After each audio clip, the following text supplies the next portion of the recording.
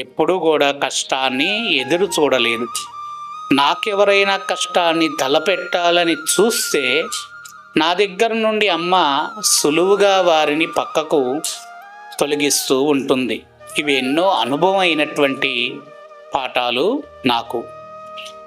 నేను తలపెట్టేటటువంటి అమ్మ దేవాలయ నిర్మాణము చెయ్యాలనేటటువంటి సంకల్పము ఎవరికి చెప్పుకున్నాను అనంటే, ట్రస్ట్ సభ్యులకు చెప్పలేదు, లేదా నా కుటుంబ సభ్యులకి చెప్పలేదు, లేదా నా దగ్గరికి వచ్చే భక్తులకి చెప్పలేదు.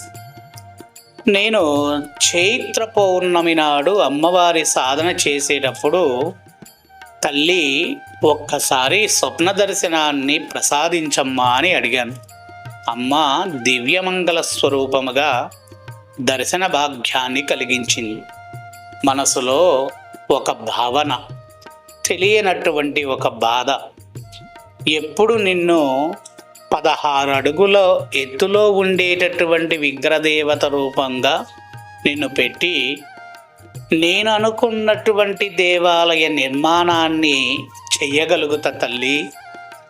నేను నాకంటూ ఏదైనా లోటుగా ఉంది ఇప్పుడు అనంటే నీ దేవాలయ నిర్మాణమేనమ్మా అని చెప్పి మనసులో నేను అనుకున్నా.